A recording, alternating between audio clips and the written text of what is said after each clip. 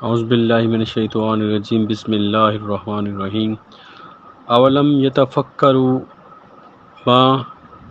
بصاحبہم من جنہ ان هو الا نذیر مبین۔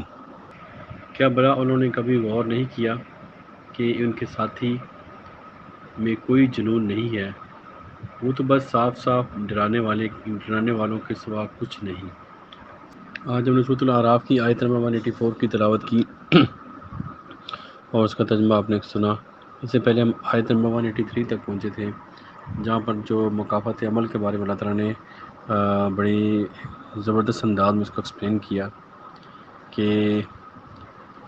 جو اللہ تعالیٰ کی آیات کو جھٹلاتے ہیں کس طرح وہ آہستہ آہستہ اپنے انجام کو پہنچتے ہیں کہ ان کو پتہ بھی نہیں چلتا،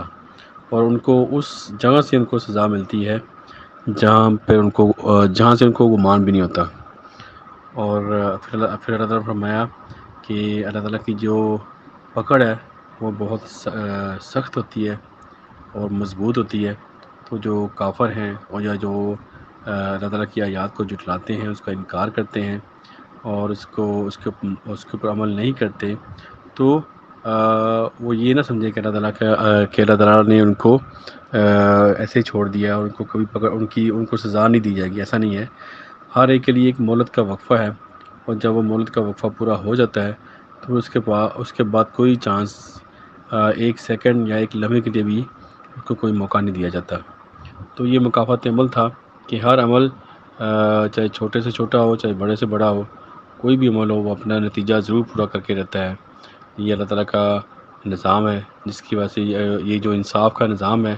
اس کی وجہ سے پوری کائنات کا جو نظام دیکھیں اس میں کوئی بھی اس میں بے ضابطگی، کوئی بھی بے ربطگی نظر نہیں آتی۔ ہر ایک چیز ایک بالکل ایک زبردست نظام کے تحت ہی چل رہا ہے۔ کائنات کا نظام جو ہمیں نظر آ رہا ہے، اسی طرح جو دنیا کے جو بھی نظام ہے، جو بھی چیزیں ہمیں جو نظر آ رہی ہیں، یہ سب اللہ تعالیٰ کے قوانین کے مطابق ہی چل رہی ہیں۔ تو جو بھی اس میں گڑبڑ ہوتی ہے اس کی پھر جو گڑبڑ کرنے والوں کو بھی سزا ملتی ہے، اور جو پھر اس میں شامل ہوتے ہیں وہ بھی اس میں ان کو بھی سزا دی جاتی ہے۔ تو یہ جو نظام ہے اللہ تعالیٰ کا مکافات عمل، یہ ہر عمل اپنا نتیجہ پورا کر کے رہتا ہے۔ یہاں تک ہم پہنچے تھے۔ آج 184 جو آیت ہے، اس میں اللہ تعالیٰ نے جو دعوت کی ہے انسانوں کو، وہ تفکر کرنے کی ہے، فکر کرنے کی، کہ غور و فکر کرنا، چیزوں کا جائزہ لینا، کہ جو معاملات ہر انسان کی زندگی میں ہو رہے ہیں ان کے اوپر غور و فکر کرنا، اور اس کے بعد جو دنیا میں جو معاملات پیش آ رہے ہیں اور دوسرے انسانوں کے ساتھ جو معاملات پیش آ رہے ہیں، تو اگر ہم اس میں تھوڑا سا غور و فکر کریں اپنی زندگی میں، اور اس کے بعد جو دنیا میں جو کچھ ہو رہا ہے اس کے اوپر غور و فکر کریں، تو ہم جو بھی مسائل ہیں اس کی تہ تک پہنچ سکتے ہیں، اور پھر اس کے بعد ان مسائل کو حل کرنے کے لیے بھی اللہ تعالیٰ ہمیں رستہ قرآن مجید میں اللہ تعالیٰ نے ہر مسائل کو حل کرنے کا جو راستہ ہے وہ بتا دیا ہے۔ تو یہاں پہ بھی اللہ تعالیٰ نے جو تفکر کی دعوت دی ہے، فکر کرنے کی دعوت دی ہے، غور و فکر کرنے کی دعوت دی ہے، اور جو لوگ قرآن کے بارے میں یہ خیال کرتے ہیں کہ ہم قرآن کو ایز اٹ ایسے ہی پڑھنا چاہیے، اگر ہم اس میں زیادہ غور کریں گے تو ہم اس میں غلط طرف جا سکتے ہیں، تو یہ بالکل ان کی غلط فہمی ہے۔ یہ دیکھیں اس آیت کے اندر اور بے شمار قرآن کے جو مقامات ہیں، اللہ تعالیٰ نے جو غور و فکر کرنے کی دعوت دی ہے، اللہ تعالیٰ نے زمین و آسمان کے اندر غور و فکر کرنے کی دعوت دی ہے، خود اپنے اندر غور و فکر کرنے کی دعوت دی ہے۔ تو اس کا مقصد یہ ہے کہ انسان کے ساتھ جو مشکلات یا مسائل پیش آتے ہیں، جس میں اس کی اپنی غلطیاں بھی ہوتی ہیں، اور اس کے بعد جو دوسروں کی جو غلطیاں ہیں اس کی وجہ سے بھی اس کو نقصان پہنچتا ہے، اور اس کے بعد جو شیطان اس کے اندر جو وسوسے ڈالتا ہے اس کی وجہ سے اس کو نقصان پہنچتا ہے۔ تو ان سب چیزوں سے نپٹنے کے لیے اس کے پاس ایک جو سب سے مضبوط راستہ ہے وہ قرآن ہے۔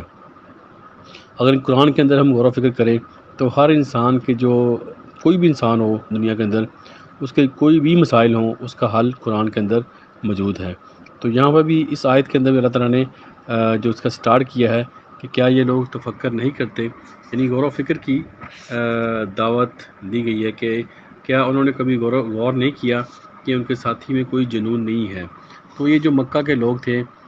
جب نبی پاک صلی اللہ علیہ وسلم ان کو قرآن کی آیات سناتے تھے تو ظاہر ہے وہ ان کے جو عقائد تھے ان کو ہٹ کرتی تھیں یہ آیات، اور ان کے جو جس کے اوپر وہ اپنے آباء اجداد کو انہوں نے عمل کرتے ہوئے دیکھا، تو یہ چیزیں اس کو ہٹ کر رہی تھیں ان کی وہ اس چیز کو، تو اس لیے انہوں نے پھر اس کو عجیب خیال کیا، اور وہ انہوں نے نبی پاک صلی اللہ علیہ وسلم کو نعوذ باللہ فرمایا، کہا کہ یہ ان کو جنون ہے، تو یہ جو عجیب و غریب باتیں کرتے ہیں یہ تو ہم نے کبھی سنی نہیں ہے، نہ اس کا کوئی ہم نے کبھی، نہ اس کا کوئی وجود ہے، نہ کبھی ہم نے اپنے آباء و اجداد سے سنی، تو اس طرح پھر وہ بیہودہ باتیں وہ کرتے تھے۔ تو اس کا جواب بھی اس آیت میں دیا گیا ہے کہ کیا انہوں نے غور نہیں کیا، کیا جو آیتیں جو نبی پاک جو ان کو قرآن کی آیات سنا رہے ہیں ان کے اوپر پڑھ رہے ہیں، کیا ان آیتوں کے اوپر انہوں نے غور نہیں کیا؟ اگر غور کرتے تو ضرور وہ نتیجے تک پہنچتے۔ تو اس کا مطلب یہ ہے کہ اگر ہم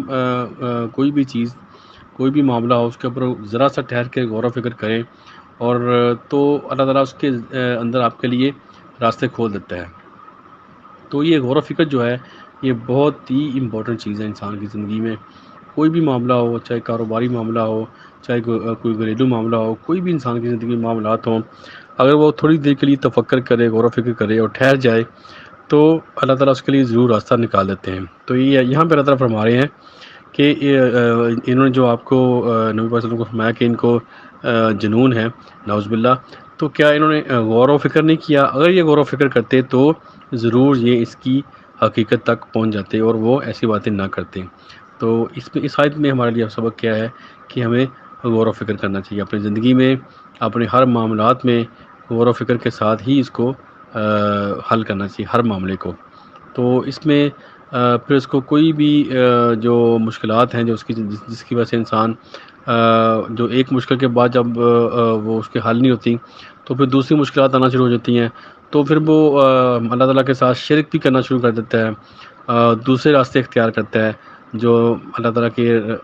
راستوں کی مخالفت کرتے ہیں۔ تو پھر وہ اس میں کیا ہوتا ہے کہ وہ برائی میں آگے بڑھتا بڑھتا پھر وہ شیطان اس کو